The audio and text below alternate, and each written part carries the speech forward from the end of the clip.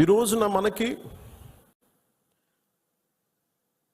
ఒక వాస్తవాన్ని వాస్తవంగా మాట్లాడటం తెలుసుకుందాం. నేను చాలాసార్లు ముస్లిం సమాజానికి కూడా చాలాసార్లు చెప్పాను. నేను ఎందుకు ఇంత మాట్లాడాల్సి వస్తుంది, ముస్లిం, క్రిస్టియన్, హిందువుని ఎందుకు మాట్లాడాల్సి వస్తుందంటే, హిందువులకు ఉన్నది ఒకటే దేశం, వేరే దేశం లేదు. ఇక్కడ కూడా హిందువులను టార్గెట్ చేసి చంపితే ఎక్కడికి పారిపోతారు? అంటే నీకు చంపింది 26 మందిని, కానీ దాని ఇంపాక్ట్ కోట్లాది మంది జనాభా, ఆశేష్ మొత్తం భారతదేశం మొత్తం మీద ఉంది.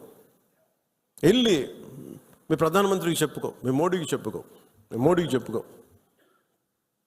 అది మోదీ గారికి చెప్పడం కాదు, అది చంపేసి నన్ను కూడా చంపే అన్నాను మసూదన్ గారి భార్య.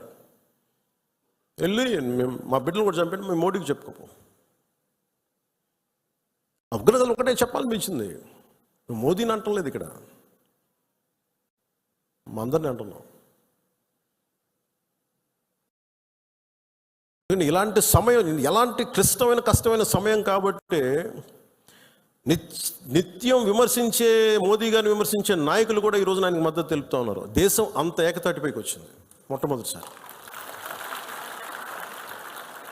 ఇలాంటి సమయంలో అంటే నేనేదేంటంటే, ఇర్రెస్పెక్ట్ ఆఫ్ మన డిఫరెన్సెస్ అసైడ్, ఉగ్రవాదం మీద మటుకు, హింస మీద మటుకు, ఇర్రెస్పెక్ట్ ఆఫ్ రిలీజియన్, మనందరం ఒకటే మాట మాట్లాడాలి. దీంట్లో మాట్లాడితే ఓట్లు పోతాయా, దీంట్లో మాట్లాడితే ఓట్లు వస్తాయి, ఇవన్నీ ఆలోచించకండి. Whether you have spoken truth or not, సత్యమేవ జయతే. నువ్వు ఒకటే మాట్లాడాలి, నేను ఓట్లు వస్తాయని నేను రాలా, మార్పు తీసుకురాగలమా లేదా అనేది రాజకీయాల్లోకి వచ్చాం. ఓట్ల కోసం అయితే నా లాంటి ఇంత తపన పడక్కలు, ఇంత కష్టపడక్కలు. చాలా గొప్ప పార్టీలు ఉన్నాయి, అనుభవజ్ఞుల నాయకులు ఉన్నారు. కానీ ఒక సత్యాన్ని సత్యంగా మాట్లాడడం చాలా శక్తి కావాలి, దానికి ధైర్యం కావాలి. సహజంగా ఇలాంటి సంఘటనలు, ఉగ్రవాదులు జరగగానే అందరూ మనకెందుకు వాళ్ళు మన టార్గెట్ చేస్తారేమో అనుకుంటాను. మన సరిహద్దులకు వెళ్ళలేదు. నేను చెప్పాను, మన అందరూ ఇళ్లలో కూర్చొని జాగ్రత్తగా ఉండి ఎవ్వరికి ఒక మాట అనుకున్నా ఉంటే మన ప్రాణాలు రక్షణతో ఉంటాయి అనుకుంటున్నారా? మన చనిపోయిన మధుసూదన్ గారిని చూడండి, ఆయన ఎవరికి హాని చేశాడు? ఎవరిని పల్లెత్తి మాట అనలా. కుటుంబాన్ని తీసుకెళ్ళి కాశ్మీర్ వెళ్తే అక్కడ కాల్ చేశారు. He was targeted as a Hindu.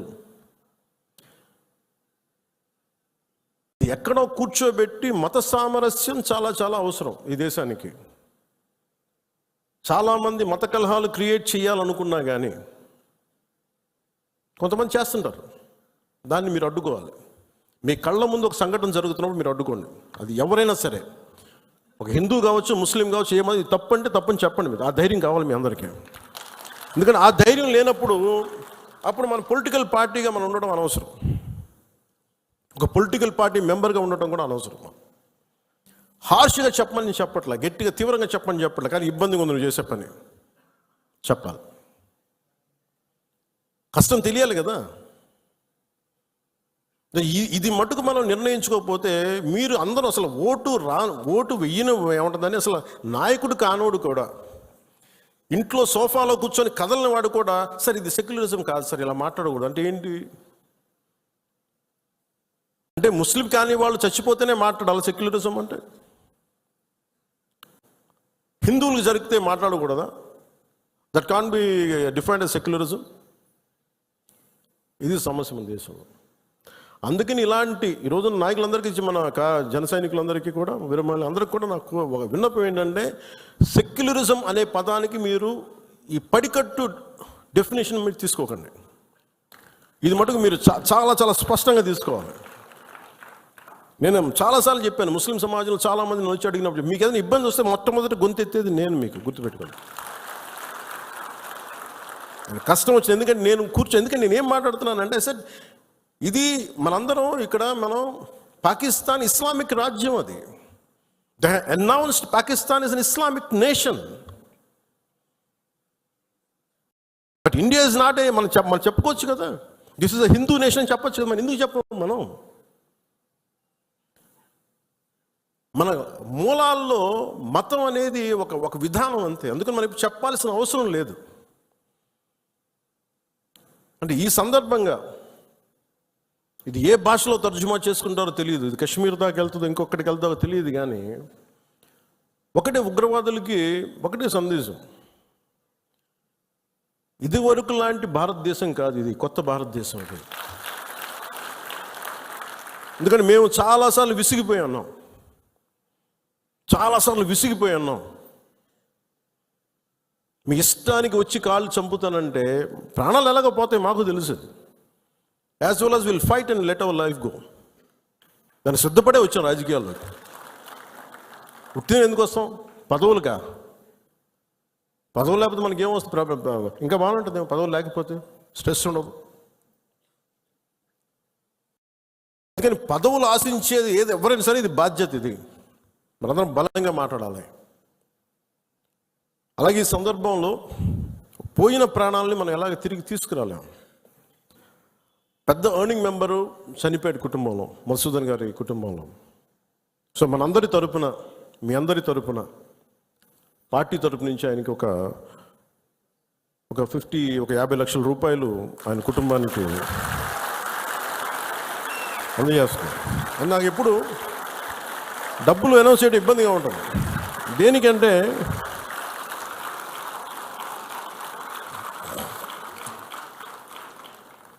దేనికంటే మనిషి ప్రాణాలకు విలువ కట్టడం నాకు ఇష్టం ఉండదు. కానీ కొన్ని సందర్భాల్లో అది చిన్నపాటి ఊతం అవుద్ది అంతే. పిల్లల చదువులకు కావచ్చు, ఇంకోటి కావచ్చు. ఇవన్నీ కాకుండా మధుసూదన్ గారి కుటుంబానికి, వారి కుటుంబ సభ్యులందరికీ ఈ సందర్భంగా నేను ఒకటే విన్నవించుకుంటున్నాను. మీకు ఏ కష్టం వచ్చినా సరే మేము ఉన్నాం. మేము మీతో ఉన్నాం. ఏదో ఈరోజు ఒక 50 లక్షలు ఇచ్చి మిమ్మల్ని వదిలేయటం కాదు. మీకు ఏ కష్టం ఉన్నా సరే వాళ్ళకి మన పేషెంట్ నెంబర్స్ కూడా ఇచ్చాను. Any time you can reach out. మీకు ఏది అవసరం ఉన్నా. ఎందుకంటే చెప్పి రావు ఉపద్రవాలు. అని నాకు ఏమనిపించిందంటే, ఆ పిల్లోడిని మాట్లాడుతుంటే, మధుసూదన్ గారి కొడుకుని చూస్తుంటే ఒక్క సంఘటనకి పెద్దోడు అయిపోయాడు అబ్బాయి. 10 ఏళ్ళు ఏజ్ వచ్చేస్తుంది. 10 ఏళ్ళు ఎంత ఉంటాయి అంతే, 10-11 ఉంటాయి అంతే. ఒక 20 ఏళ్ల కుర్రోడు ఎలా మాట్లాడుతాడో అలా మాట్లాడుతున్నాడు అబ్బాయి. ఒక చిన్నపాటి సంఘటన చాలు. నేను చాలాసార్లు అనుకుంటాను, పాలిటిక్స్లో రాకముందు రిస్క్ అది ఇది అనుకుంటే, నేను అనుకునేవాడిని సింపుల్గా రోడ్డు మీద వెళ్తుంటే కూడా చచ్చిపోవచ్చు కదా. As well as embrace an ideology, ఒక భావజాలాన్ని పట్టుకోండి. దానికోసం చనిపోతే మంచిది కదా, ఉత్తి పుణ్యాన్ని చచ్చిపోవడం కంటే కూడా. ఇక నాకు మొన్న నా కొడుకు ఒక ఫైర్ యాక్సిడెంట్లో చిక్కుంటే నాకు అనిపించింది. సింపుల్ సమ్మర్ క్యాంప్ అది. ఫైర్ యాక్సిడెంట్లో చిక్కుకుంటే పక్కన ఉన్న ఒక బిడ్డ చనిపోయింది, ఇంకో పక్కన ఉన్న బిడ్డ మొత్తం కాళ్ళు చేతులు మొత్తం కాలిపోయినాయి. వీడికేమో లోపలికి అంతా ఈ కొంత ఫస్ట్ డిగ్రీ జరిగినాయి బర్న్స్. తర్వాత లోపలికి సూట్ ఉంటుంది, గాలి పీల్చేయటం వల్ల ఆ పొగ. ఆ కొడుక్కి అర్ధరాత్రి పూట లేచి ఆ మేడపై నుంచి పడిపోతున్నట్టు కళ్ళు వస్తాయండి. సైకాలజిస్ట్ చూపిస్తున్నారు ఇప్పుడు.